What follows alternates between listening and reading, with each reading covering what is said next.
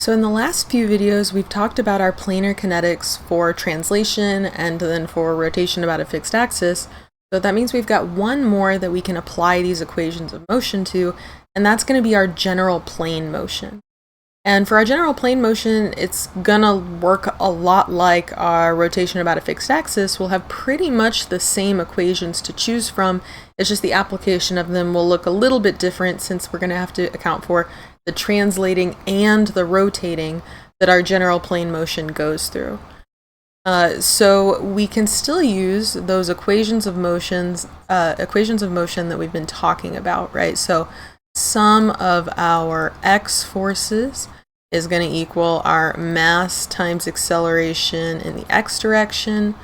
Sum of our y forces is going to be mass times acceleration in the y direction. And then you're going to have some options for your moment equation. So just like we did in rotation about a fixed axis, you have some options of how you can take your moments from your free body diagram and your kinetic diagram to get your final moment equation. So one is the one that we've seen for all of these so far. We have our summation of moments about g, the center of mass g, is our summation, sorry, not our summation, is just our moment of inertia I, about g here, ig, times alpha, times our angular acceleration. And if we recall that moment of inertia g is usually given to us either in a table or you might have, for example, if you have like a slender rod or a thin plate or some known shape, we can usually find those values in tables or in appendices in the back of the book. Or we also have mk squared is another one, which is mass times our radius of gyration squared. So that's another one that we can pull our moment of inertia from. So this is one option for our moment equation. Alternatively, we could use, as we saw in rotation about a fixed axis, sum of moments about point P equals sum of our moments on our kinetic diagram about the same point P. And that can be any point on the diagram. So you can set up your free body diagram and your kinetic diagram, take your moments about the same point for both of those, and those should equal each other. And then the last one we have, this is the one that's going to be new for this general plane motion. And that one is going to be our sum of moments about the instantaneous center of zero velocity. I know, you thought maybe you wouldn't have to see him again after we did that unit in the kinematics. Here he is again. The moment about our instantaneous center of zero velocity, IC, is going to be the moment of inertia about IC times alpha. And so what this guy's really good for is when we have rolling without slipping. Rolling without slipping. That's truly where this guy comes to shine. You can use him in other cases too, but this is generally the best one to use when we have rolling without slipping, because when we're rolling without slipping, we know where that instantaneous center of zero velocity is. It's going to be right here on the floor, right? It's the bottom where the surface is interacting with our rolling disc or rolling ball or whatever this shape is. So if we're rolling without slipping, our IC is there at the bottom. So we'll do a couple of examples to kind of work through these.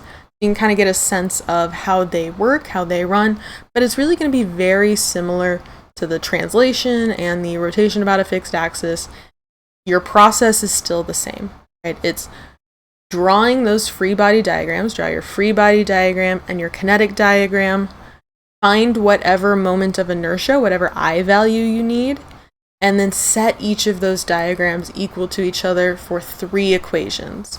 Right, so the fx, fy, and then you only need, put off on that, you only need one of these. You only need one, whichever one best fits the problem or best fits you as the problem solver. If there's one that makes more sense to you when you're going through and solving the problem, that would be a good one to use. Sometimes maybe there are Again, ones that are better for the problem. Rolling without slipping, your IC might be a little bit better to use, but any of them should be able to get you to the correct answer if you set it up correctly. So with that being said, let's go ahead and take a look at a couple of examples so we can see how these work. Alright, so for our first example problem, we're trying to determine the angular acceleration of this spool here that's on the left. The spool has a mass of 8 kilograms and a radius of gyration of k equals 0.35 meters. The cords that are of negligible mass are wrapped around the inner hub and outer rim. Okay, so if we take a look at this diagram here on the left, what we have going on is we have this spool, that 8 kilogram spool, is attached to a rope at A that comes around the outside, so like around the outside of that like 0.5 meters around G. And then at A, it comes off of the spool and connects up to the ceiling. And then we have this inner rim, this inner ring that's 0.2 meters, and we've got this 100 kilonewtons coming off of that and going towards the ceiling. So that 100 Newton force that we can see around that inner ring there of this spool is going to cause a movement upward of the spool. Right, so he's going to kind of rotate around himself, but also go upwards towards the ceiling. So that's how we know we've got a general plane motion problem on our hands. And so what we're going to do is we're just going to set up our free body diagrams first, and then worry about those 3 equations of motion. So our free body diagram for this guy is going to be of the spool. And we're going to have coming off of A there, we have, that's a little bit curvy, we'll straighten that out. We're going to have the tension of that cable that attaches our spool to the ceiling. We're also going to have that 100 Newton force that we see going up towards the ceiling. And then it told us that that spool has a mass, and that mass acts at G, which gives us a weight force of 8 kilograms times 9.81 meters per second squared to give us that weight force for the spool itself. And then thankfully those cords and everything else have negligible mass, so they're probably just really small compared to that 8 kilogram spool. So we're not going to have to account for those. We're only going to account for those, the tension force, the 100 Newton applied force, and then the weight there. And that's it. That's everything that goes on this free body diagram. There's nothing else to put on here. It's just these things. And they all happen to be like in line with each other. If we wanted to add maybe this like reference line here so that we can kind of pull these distances of 0.2 and 0.5, we could do that. We can add our distances to our free body diagram if we think that'll help. Or you can just leave it. You can just leave it with your forces. And we can move on to our kinetic diagram, right? These are the 2 things that we need when we're setting up these problems, is drawing a free body diagram, then drawing that kinetic diagram. And so our kinetic diagram, remember, is just all of the right sides of the equations. So you're putting all of your acceleration directions multiplied by the mass, and then you're also doing that new moment of inertia term times our angular acceleration. Right, so we've got our spool, and we said that because of this 100 Newton applied force, we're going to assume that this is accelerating upwards. Right, before it was just hanging there, now because of this force, it's going to be pulling it upwards at the center G. Right, so that it's kind of staying in line with that chord that's on the right side there at A. It's only going to move up and down, kind of in line with that chord at A. And so we're going to assume it's just going to accelerate straight upwards, and that's going to be our mass times acceleration. So 8 times AG. And here's our point A. We can add that to our diagrams for reference if we want to. And label these A and G. And then the only other thing that we have is that moment of inertia and angular acceleration. Right, so due to the fact that it is kind of spinning as it moves upwards because of the rotation of that cable around it, that winding of that cable around it, it's going to have moment of inertia, IG, times alpha. Right, so you've got that essentially like that moment representation on this kinetic diagram, and then you have that like force representation just in terms of the respective accelerations, angular acceleration and then your linear acceleration. And so that's it. That's all that I need to put into my diagrams here, and then I can start setting up my equations of motion. So for my, I'll put them all, I'm going to put them over to the side here. So sum of x forces equals magx. Sum of y forces equals magy. And then I had a lot of moment equations, so we're gonna come back to that in just a second. Let's deal with just our regular forces first, right? We're probably more comfortable with that. We've dealt with those a little bit more. We did those in the translation. So let's do our sum of x forces. So in terms of x forces, there are no x forces, right? Looking at our free body diagram, we only have forces in the y direction. And in our kinetic diagram, we only have that acceleration in the y direction. So there's really nothing for us to plug in here. We can actually just skip that one entirely. You get 0 equals 0 if you really want to write that down. And so we can skip ahead to just our Fy equations. All right, so I'm going to pull from my free body diagram here sum of all my y forces. So in this case, I'm going to assume that up is positive. And so I'm going to get 100 plus t minus that w, which is 78.48. So that's the left side of my equation, comes from my free body diagram. The right side of my equation comes from my kinetic diagram, right? So our sum of y forces equals magy equals 8 times ag. And g is entirely in the y direction, so I'll just write ag. So that's perfect, right? That's great. We've got one equation. There's two unknowns in it, though, so we will have to set up a moment equation. And we've got 3 options for this guy. And I'm going to take you through all 3 options so you can kind of see how they're a little bit different from each other and how we can kind of work it out. Honestly, using any of them, you should be able to get a solution generally with any one of these 3 moment equations. It's just a matter of setting it up properly and understanding what you're putting in there and whatever may suit the problem best. So option 1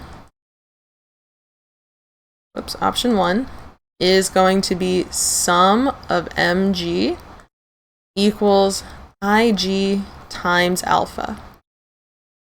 So this is option 1. And I'm gonna put all the options down here and we'll work through them one at a time.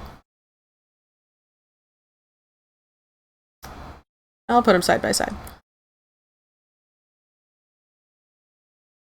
Option 2, we said you could have sum of moments about any point that you choose, any point you want, is sum of the moments on the kinetic diagram about that point.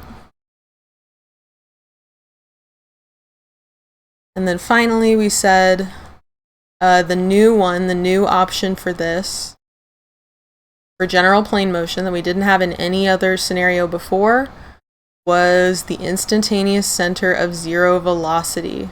Right, so that was sum of moments about the IC equals IIC, that's moment of inertia about IC, times alpha. So 3 options. We'll go through each of them. But before we do that, we should probably decide what that IG is. Right? We probably need that moment of inertia IG for any one of these. So our IG equals mk squared. And I know I want to use that one because they gave me that radius of gyration, k. So that's what I'm going to plug in. My 8 times the k value of 0.35 squared gives me IG equals 0.98 kilograms meters squared. Kilogram times meter squared. So with that in mind, there's nothing else that I need from the top of my problem prompt there, so I'm just going to be working off of my equations and my diagrams that we have here. So for that first option, if I'm taking the moment about g, right, my left side of my equation, that's my setup with my free body diagram. So I'm taking my moment about g here. So when I take that moment about g, I know that I don't need to include the weight, right, since it goes through point g. So it's just going to include that 100 Newton force times its distance and the tension times its distance. And I know this might feel a little uncomfortable, but I'm actually going to make our positive direction clockwise. And the reason why I'm doing that is because I've assumed that the way that this thing is spinning in my kinetic diagram over here, I've assumed that it's spinning clockwise. So just to keep that guy as a positive, I'm gonna make everybody say clockwise positive, right? You get to decide the direction on everything. So, you know, if you want to make it counterclockwise, you can absolutely do that. Just keep all of your signs straight for yourself in your math there. All right, so let's pick out these guys and start popping them in here. So we've got the 100 newtons times its distance from G is 0.2 minus, because our T is going counterclockwise, T times its distance away is 0.5. So that's just the left half of the equation. And this equals, so we move over to our other equation, IG alpha. IG alpha. And we just calculated that IG. So that equals 0.98 times alpha. Right? Simple as that. So now that I have that from those diagrams, I can use the equation that we just found, right, from our y's, plus this equation that we found from our moments, and I look at them and I say, okay, I have a tension unknown, I have AG unknown, and I have alpha unknown. Well, that's a problem. I still have 2 equations and 3 unknowns. So I have to think, is there a way that I can relate my alpha and my AG? So if I come back up to my diagram here and I look at the way that it's moving, is there a way I can relate my alpha and my AG? And the answer is yeah, I can relate my alpha and my AG. Because this problem is really acting like a rolling without slipping problem. And it may not be obvious at first because you're moving vertically. But really, if you just turn it 90 degrees, this is just like a rolling without slipping problem. You're moving consistently up and down just this straight line of rope where you're rolling without slipping at point A, because that rope is grabbing around the rim and just rolling it upwards. Okay, this is basically just a rolling without slipping problem where your ground is at point A. So in a rolling without slipping problem, we know that AG equals alpha times R. So our R is going to be the distance between G and the ground, right? And the ground here is A. So AG is 0.5. AG is 0.5 times alpha. So that's 3 equations, 3 unknowns. That makes this solvable, right? We can do the algebra and we can find out what that angular acceleration alpha is. So that's one option. Your second option is our sum of moments about a point on your free body diagram equals sum of moments about a point on your kinetic diagram. And so if I look at these 2 diagrams, is there a point that kind of makes sense? different. It's different for different people, but I would say the only other point that they kind of gave us as a good reference, I would say, is point A. Right, so point A, I'm going to use that as the point that I'm taking my moment about. So this is sum of moments about A equals sum of moments on my kinetic diagram about A. I've got those two diagrams there. I'm going to set this one up. So about A, I don't have to take into account my T. So I'm just going to have that, and I'm still gonna keep this as my positive, clockwise as my positive. So I'm going to have 100 times its distance from A is 0.7 minus my weight, which is 78.48 times its distance from A is 0.5. And so that's everything from my free body diagram on the left. And then I'm going to move over to my kinetic diagram on the right. I want to take the sum of my moments about A. So of course I'm going to have the IGA term, and so IGA is 0.98 alpha. That's clockwise, so that's positive. And then I also have that 8 AG, so plus 8 AG times its distance away is 0.5. Right, so remember the moment here, this IG alpha, this does not get a distance associated with it. It's already a moment. It's already representing a moment. So that one doesn't get a distance, but remember to put a distance on your 8 AG. So looking at my equations now for option 2, I can see that there are no tensions in this whatsoever. Right? It's only alpha and A. Only the angular acceleration and the acceleration. So since I still know, it's still true, that AG equals alpha times R, I can use this relationship. AG is 0.5. I don't know why I keep doing that. AG is 0.5 times alpha. Substituting that in here and being able to solve for that alpha, finding that angular acceleration. And it's great because it kind of cuts out the tension middleman. I honestly, I don't even need this top formula up here. I didn't need sum of y's when I had these two relationships from this moment equation. But let's take a look at our third option. Right? So we've done our moment, mg equals ig alpha, our moment ma equals mka. Now we have our instantaneous center of zero velocity. And so we've already said for this problem, hey, this is acting like a rolling without slipping problem, right? And we know that in a rolling without slipping problem, that our IC is at the bottom of our guy, wherever he's touching the ground. Right? So we said rolling without slipping, and this is the ground, then IC is right here.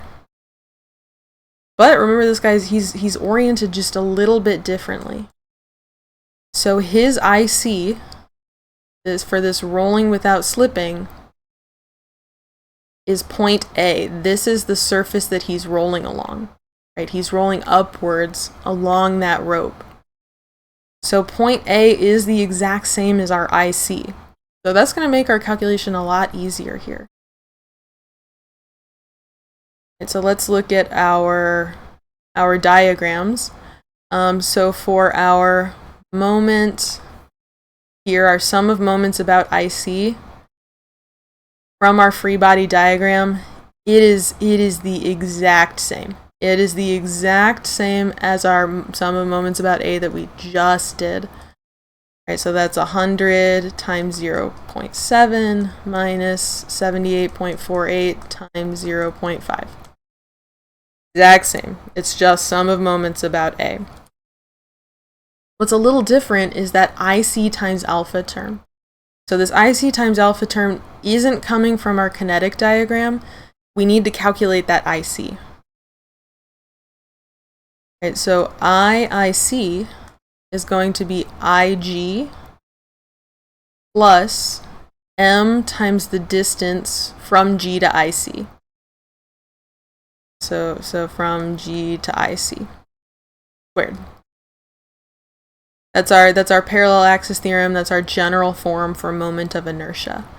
So we know that IG is 0.98. And then we know m times d squared. The mass is 8. The distance from G to IC, that's just our radius, right? From G to IC here. So 0.5 squared. So I can pop that in actually right here. So this equals my IC, 0.98 plus 8 times 0.5 squared times alpha. And this guy might be the best guy of all because there are no other unknowns in the equation other than alpha. Right, so when we got through this whole setup, while he essentially came out to be the same as this guy over here, we didn't have to go through this extra step of recognizing this equation. When we did this, we were just able to say, hey, I only have alphas now. So this is strictly algebra right there. I mean, this is like plug into your calculator, get an acceleration. There's no plugging back into other equations to try to find things. You can just get from this equation that angular acceleration is 10.32 radians per second squared. And that came out as a positive, so of course that means we assume the correct direction, that it is going clockwise. And the extra nice part is that from all of these moment equations, you should get the exact same answer. 10.32 radians per second squared. It doesn't matter which way you did it. It's just a matter of getting the correct setup and algebra. And you should get that exact same alpha either way. So there are a lot of things to kind of recognize in these problems. It can be really hard to fully understand the motion that's happening, and then remembering which equations to apply back. Is there a constant angular acceleration? Is there any angular velocity to take care of? Should I work in normal and tangential or x and y?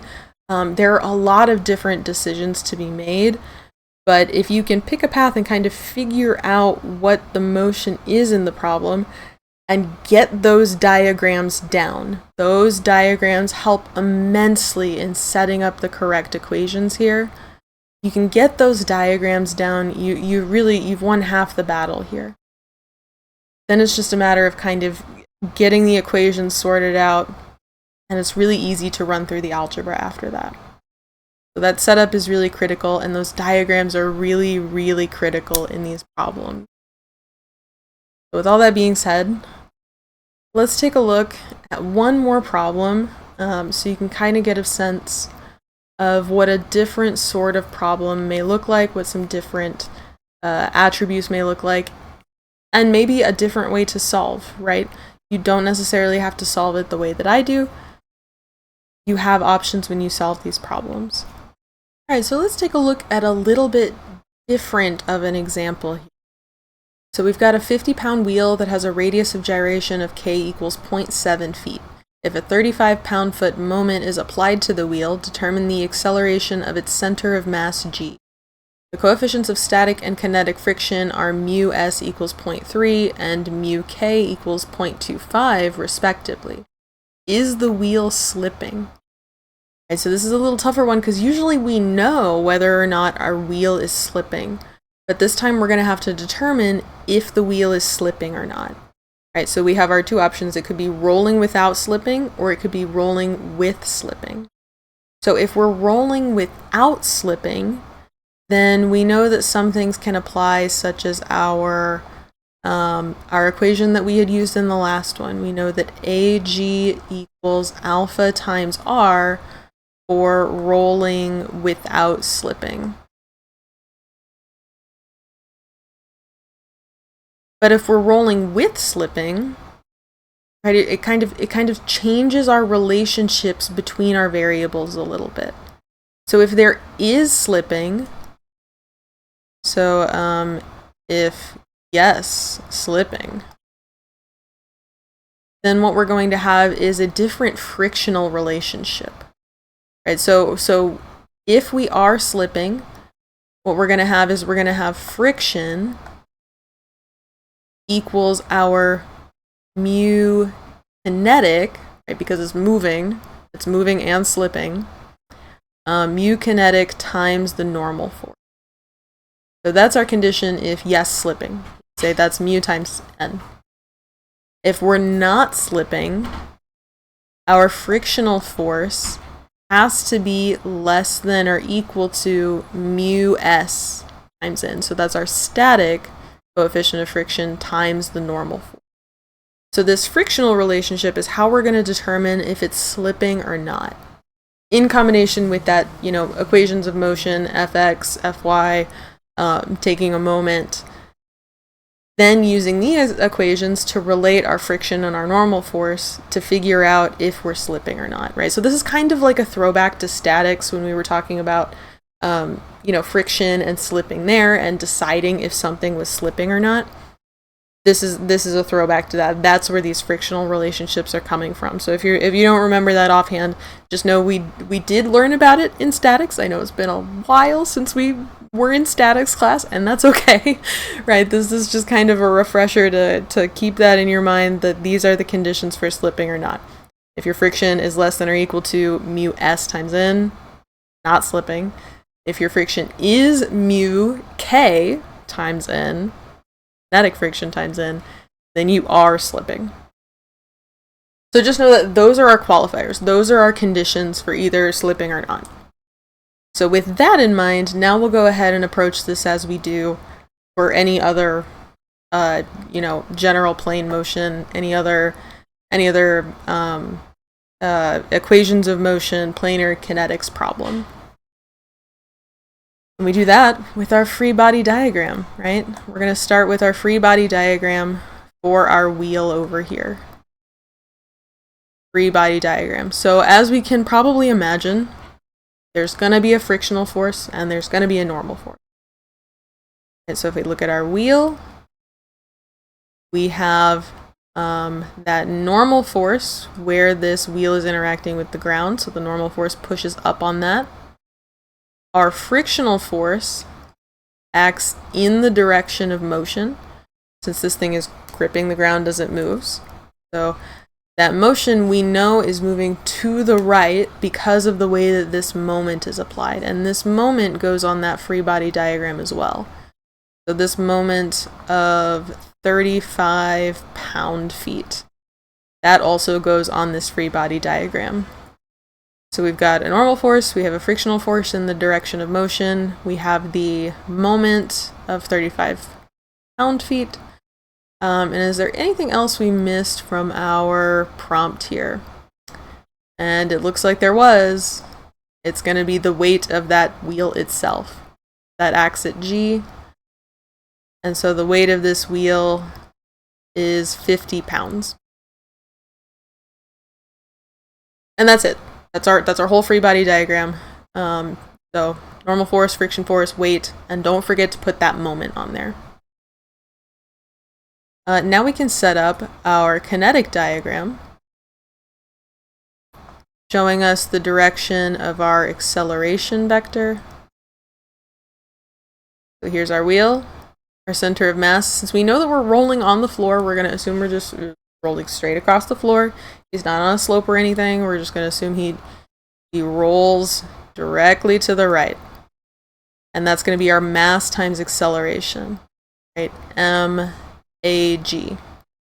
Or you could write this as 50 over 32.2, right? Don't forget to divide your pounds by that gravity so that way you can get this in slugs, times our AG. And our AG is the thing we're trying to find, right? Determine the acceleration of G. In addition to finding out if the wheel is slipping or not. So we have our M times AG. And then also remember we do need that moment component here. So I'll do it in the same direction as my moment. IG times alpha. IG times alpha, where I know IG is going to be mk squared. So that m is going to be 50 over 32.2 times the k value they gave us of 0.7 squared.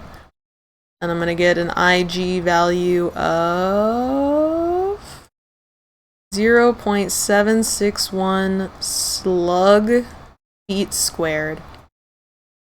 Alright, so I could pop that in over here if I wanted to. 0.761 alpha. Alright, so I've got my diagram set up. Now I'm going to set up those equations of motion. My sum of x forces, sum of y forces, sum of moments.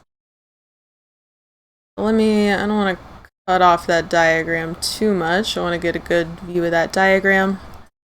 So my sum of x forces equals m times ag. So from my free body diagram, the only x force I have is friction. And then I pop in my equal sign, so I move over to my kinetic diagram. My acceleration ag is in the x direction, so that's the only guy that's going to be popped in over here. Is that 50 over 32.2 ag. Right? He's a straightforward relationship. Then we can do sum of Fy equals mag in the y direction. So our sum of y forces, from my free body diagram, I've got two. I've got the normal force that goes up and the weight that goes down. That's it. Then my equal sign, look at my kinetic diagram, and I've got no y accelerations, right? He's going to stay on the ground, so he's just going to equal 0. Which is really nice, because then this guy just tells us that the normal force is in fact 50 pounds. Right, so that's good to know. That'll be helpful to us when we start doing this friction stuff that we left back up here. But I don't want to get ahead of myself. We won't do that just yet. Well, instead we'll set up our last moment equation. And again, you can use any of the three that you like. I would say maybe you don't want to use your instantaneous center of zero velocity, since we don't know if this is rolling without slipping or not. So we may not be sure where that IC is. Instead, I'm just going to use my sum of mg equals ig times alpha. As I already know what ig times alpha is, I already have that. Like, I mean, I don't know what alpha is, but I know what ig is. So that's the one I'm going to use. Again, you can use the other moment equations, I assume. I personally haven't tried it. I just thought this one would be the simplest, since I know what that IG is. So our sum of moments is going to be, and again, I'm going to do this one clockwise. So it's going to be my sum of moments about G. G is the center for each of these guys, which means my weight doesn't get taken into account and my normal force doesn't get taken into account from the free body diagram. Right? They both pass through G. But I do need to account for F. So F's distance away from G, let me scroll back up here. This radius is 1.25. So I'm going to have my F times 1.25. And that is going in the negative direction. Then I need to remember this applied moment, right? He just gets added on in here. Since he's in the positive direction, he's going to get added. He is a moment, he gets no distance to him. Just remember to add him in here to that mg. That's it. Those are the only ones from my free body diagram that apply here. And I will set those equal to IG alpha, which we said was 0.761 times alpha. Alright, so again, I have two equations here. I have this first one and the last one, because we already used the middle one to find normal force equals 50 pounds. So I have my friction force related to AG and my friction force related to alpha. But I'm not sure which one of these equations apply. I'm not sure if I can use the rolling without slipping, or if it is in fact slipping and I have to use this guy. So what I'm going to do is I'm actually going to assume that it's rolling without slipping. So I'm going to use this AG equals alpha times R, and I'm going to see what frictional value I get and check that it's less than or equal to mu s times n. Because mu s times n, I know what n is. N is 50 pounds. That's not negotiable. Normal force is going to be 50 pounds. So I can find this mu s times n. So our mu s is 0.3. If I do mu s n equals 0.3 times 50, so that's going to give me 15, I believe. 15. So I need a frictional force that is below 15. If it's not 15 or below, then it has to be slipping. So I'm going to go ahead and use this relationship to see if it is rolling without slipping. So my AG is alpha R. So AG equals alpha times the radius we said was 1.25. And when I substitute that in, I can plug that in for AG at the top. So I get F equals 50 over 32.2 times 1.25 alpha. And then I can plug this guy into this F up here to solve for alpha. I'd have everything in terms of alpha.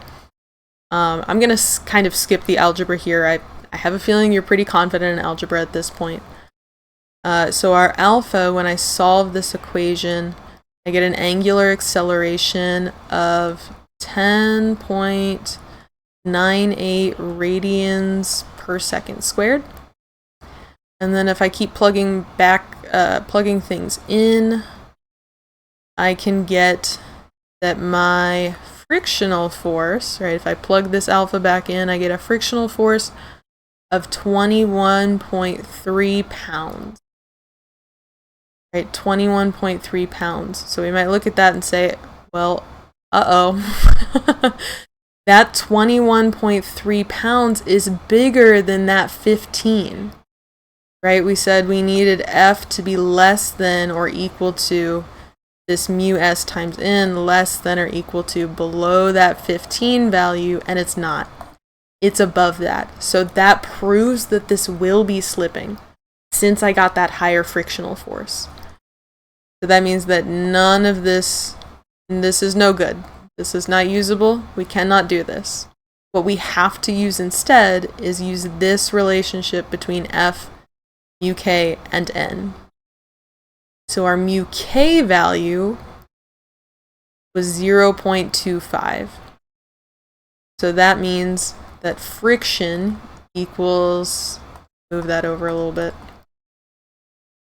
Our friction actually equals 0.25 times the normal force, which we said was 50 pounds. That's true.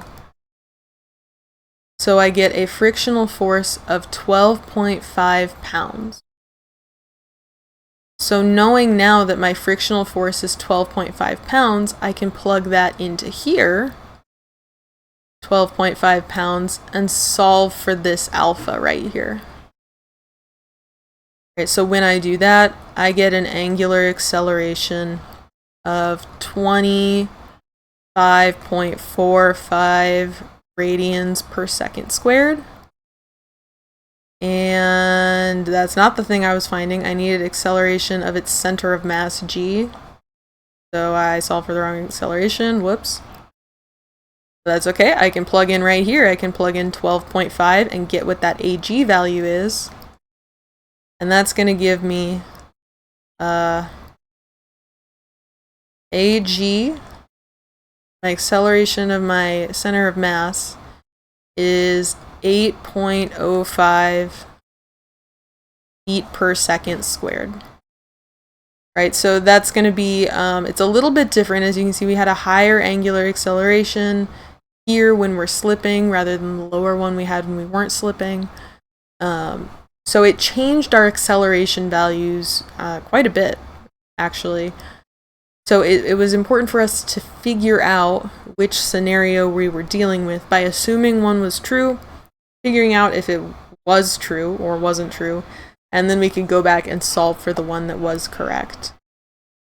So just know that sometimes these relationships come from different places, right? You're not always able to use this AG equals alpha times R. Sometimes you have to use some of your other kinematic relationships. Sometimes you may need to use your relative acceleration ones, where we had alpha B equals alpha A plus, where we had, acceleration B equals acceleration A plus alpha R minus omega squared R, all of that. You may have to use the relative acceleration relationship. You may use the constant acceleration equations. So just know that every problem is going to present you with like a little bit different of a situation. So you've really got to pay attention to it, analyze it, understand how it's moving, and then tackle it from there. You can set up your diagrams correctly and then pop everything in there.